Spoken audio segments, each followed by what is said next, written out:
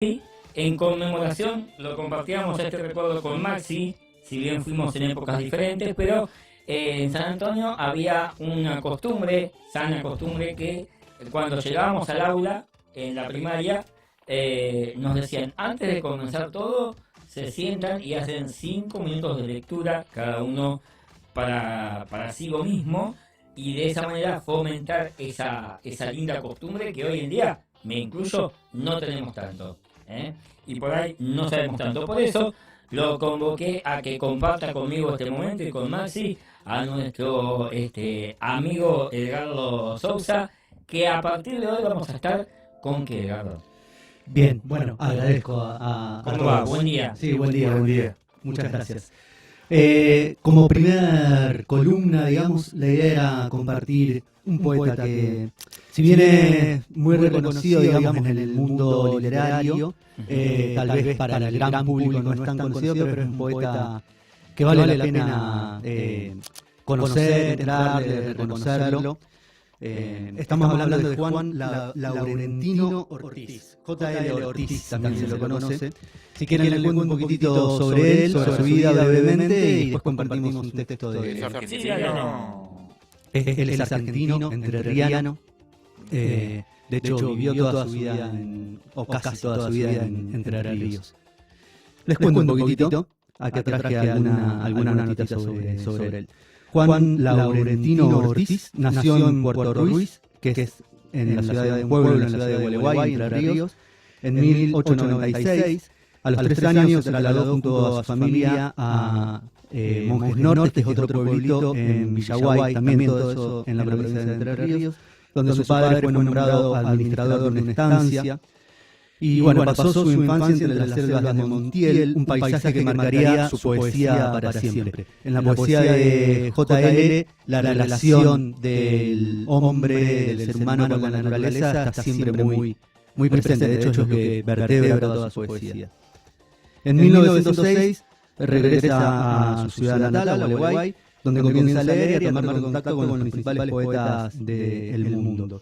Ahí también inicia una relación con los que habrían de ser algunos de sus grandes amigos durante toda la vida: Mastronardi, el músico Isidoro Mazzategui y el pintor Quirós, Cesario Quirós. En 1913 se traslada brevemente a Buenos Aires, donde reside durante 2 años. Ahí hace algunos estudios en la Facultad de Filosofía y Letras, pero está una breve temporada durante 2 años, que está en contacto, sigue con las letras y demás. Pero bueno, es un despegarse muy fugaz de su provincia natal durante 2 años y luego regresa a Entre Ríos, a Gualeguay, precisamente, su ciudad natal. Allá conoce a Gerarda Irasusta, quien sería su compañera de vida durante el resto de su vida, hasta que ella fallece.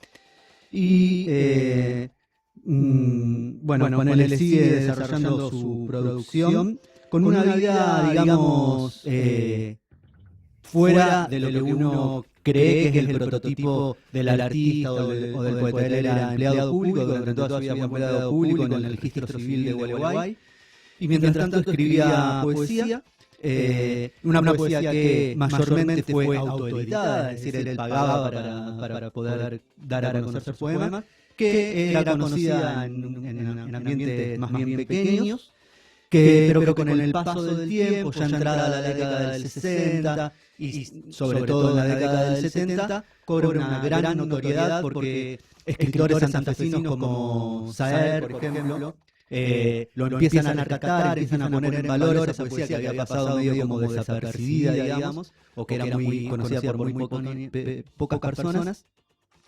La Universidad del Litoral edita una antología de toda su obra, ahora menciono algunos libros de él muy importantes, y que se transforma entonces ya J.L., siendo un hombre ya mayor, rodando los 60 y pico de años, en un poeta de culto, empieza a transformarse. Tiene libros muy importantes: El agua y la noche, El alba sube, El ángel inclinado, que es el libro del cual traje el poema, El álamo y el viento. Bueno, él está hasta la década del 40, había entrado a la década del 40 en Gualeguay, haciendo esta labor administrativa que le decía, como algo medio opaco, si se quiere, medio rutinario, que hay varios poetas que tienen esa característica. Por ejemplo, pensaba cuando decidí traerlo a JL, que tiene características muy común con otro gran poeta de las letras universales, que es Fernando Pessoa, que también durante toda su vida fue un empleado administrativo en un banco y que cobra notoriedad ya falleciendo, o Kafka también, por ejemplo, que nunca publica nada en su vida, hace una vida común, digamos, rutinaria, y su notoriedad es post-mortem, porque Kafka había decidido que se quemara todo lo que había escrito, y su amigo encargado de hacerlo no lo pudo hacer, afortunadamente, y se dedicaron sus libros y bueno, y hoy podemos disfrutar de él. ¿Qué atrapó del autor? ¿Qué de este autor? De JL. Sí. Para mí es uno de mis poetas favoritos, principalmente esto que les decía de esta profunda conexión que él tiene con la naturaleza. Porque esto, cuando yo decía una vida común y demás, él estaba muy en contacto con el río, principalmente, siendo de Entre Ríos, con la selva, y pasaba mucho tiempo en contacto con la naturaleza, iba mucho a pasar tiempo, y generó una relación espiritual, porque él estaba muy influenciado. La foto más conocida de JL es él con una pipa china, esas largas, finitas. Él estaba muy en contacto con el taoísmo, sabía mucho del taoísmo y de la filosofía china. Y es interesante pensar que tal vez en este momento una persona que no conocemos, que tal vez será conocida de años, tal vez no, está desarrollando una obra poética súper profunda, que puede llegar a marcar a generaciones. Digo yo, hoy esto es lo que decía, hoy JL es un poeta de culto y súper reconocido, y es considerado tal vez uno de los mejores poetas argentinos del siglo XX, a ese nivel. Que durante toda su vida ese reconocimiento no estuvo, mientras él estuvo vivo, recién cuando ya era un poeta mayor. Antes de que vayas al texto que vas a leer, quiero recordar a aquellos que son lectores aficionados o no tanto, seguramente tienen a este dramaturgo que les voy a nombrar, porque ayer se cumplió años de su fallecimiento. Estoy hablando de Leopoldo Marechal, que nació en 1900 y murió en 1970, un 26 de junio, y fue, por ejemplo, autor de Adán Buenos Aires y de muchas obras literarias también, y que tuvieron que ver con el teatro. Por ejemplo, en 1926 hizo un cuento que se llamaba El Rey Vinagre, novelas que ha tenido Marechal, que es, por ejemplo, en 1938, como decía, Adán Buenos Aires, en 1965, El banquete de Severo, el banquete de Severo Arcángelo,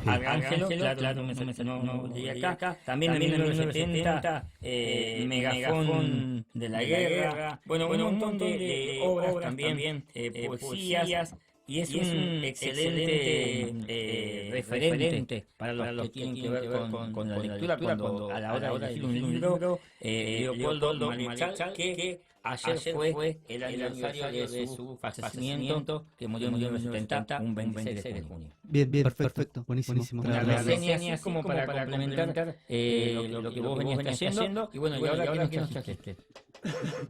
Sí, de JL, justamente este poeta que les comentaba, un poema de su libro El Ángel Inclinado, que se llama Fui al río.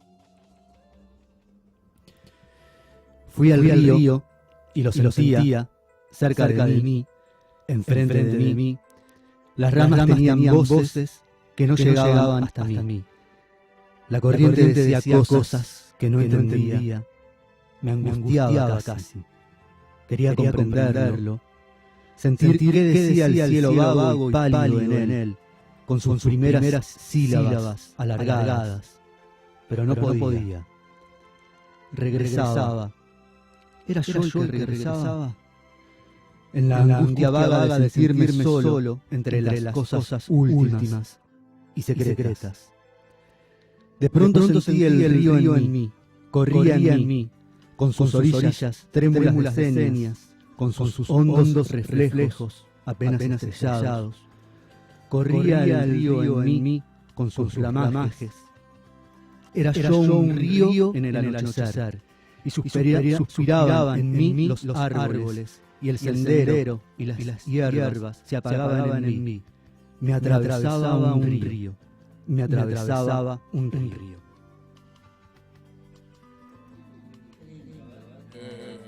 Aparte, cuando iba leyendo, se me iban viniendo imágenes.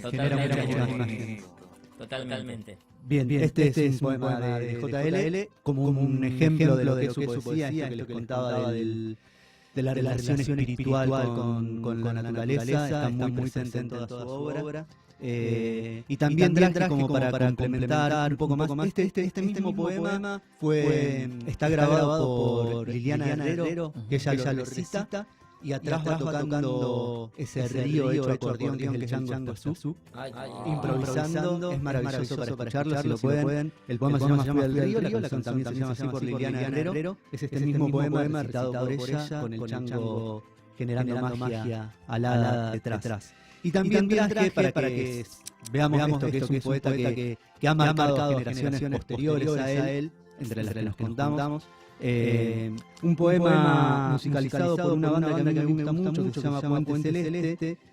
El poema que ellos musicalizaron se llama La Noche Murmura, y hicieron también una muy bella canción que me parecía como una buena forma de cerrar la columna, escuchando a la poesía de JL, pero cantada y hecha canción. Bien, antes de escucharlo, vamos a decir cómo es el primer segmento que hacemos. Invitamos a todos los dramaturgos, poetas y que tengan que ver con la lectura de aquí en la ciudad de La Bahía, que puedan venir contigo a estos 5 minutos de lectura, que son 5 minutos metafóricamente hablando. De hecho, el segmento se llama Portal 300.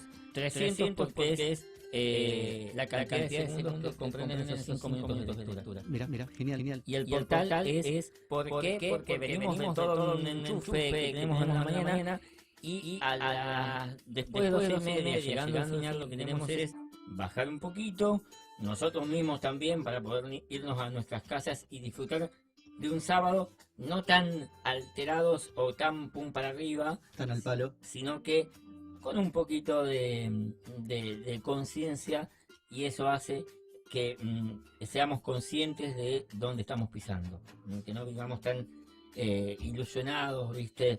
Con un mundo que por ahí hoy en día no es tan inmediato. Me parece genial, y me parece que el arte, entre tantas otras cosas, también posibilita eso, generarnos ahí remansos para cunarnos un poquitito, para repensarnos, para disfrutar ese momento, y también predisponernos, volvernos más sensibles para disfrutar lo que viene las tecnologías, alejarnos hacer un también de paréntesis. tanto celular y... Me pareció que era lo más atinado tener este segmento a esta hora, porque lo íbamos a tener al principio a las 9, y por dos razones no lo hice. Primero, porque no se despierta a las 9 de la mañana nuestro compañero. Como buen poeta. ¿Qué clase de poeta sería si me levanto un sábado a las 9 de la mañana? No, imposible. Y segundo, que era para eso, justamente, para poder bajar los decibeles. Invito también a las empresas y comercios que quieran auspiciar en estos 5 minutos de lectura.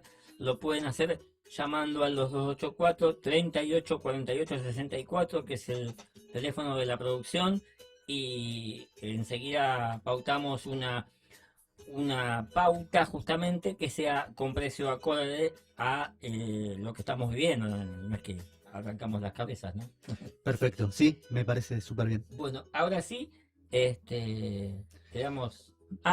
Vamos con el tema que le decía, La Noche Murmura, que es un poema también muy hermoso, que también sigue en esta sintonía de el ser humano, el hombre, en esa relación del paisaje que se hace carne, que te transforma, que te transporta, que te hace vibrar y te fundís en ese paisaje. La canción también va de eso, y me parece que hacen una fusión muy hermosa los chicos de Puente Celeste, que es una banda que actualmente no sigue tocando, pero que ha hecho cosas también súper maravillosas. A ver.